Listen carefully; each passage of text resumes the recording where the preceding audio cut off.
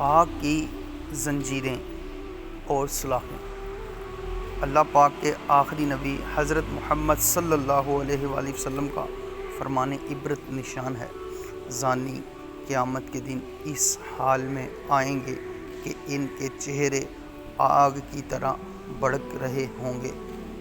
وہ اپنی بدبودار شرمگاہوں کی وجہ سے مخلوق میں پہچانے جائیں گے۔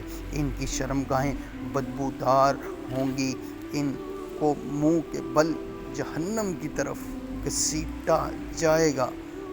جب وہ جہنم میں داخل ہوں گے تو حضرت مالک علیہ السلام ان کو آگ کی ایسی قمیض پہنائیں گے کہ اگر اس کو اونچے اور مضبوط پہاڑ کی چوٹی پر لمحہ بھر کے لیے رکھ دیا جائے تو وہ جل کر راکھ ہو جائے۔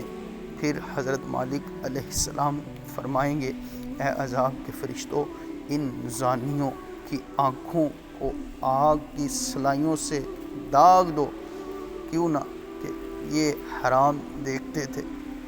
ان کے ہاتھوں کو آگ کی زنجیروں سے جکڑ دو، کیوں نہ کہ یہ حرام کی طرف ہاتھ بڑھاتے تھے۔ ان کے پاؤں کو آگ کی بیڑیوں سے باندھ دو، کیوں نہ کہ یہ حرام کی طرف چلتے تھے۔ عذاب کے فرشتے کہیں گے، ہاں ہاں ضرور۔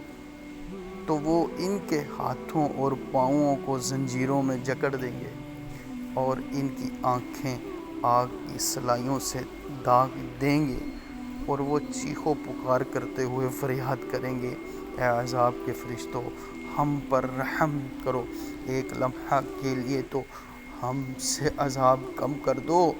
فرشتے کہیں گے، ہم تم پر کیسے رحم کریں جبکہ رب العالمین قہار و جبار جل جلالہ تم پر غضب فرماتا ہے۔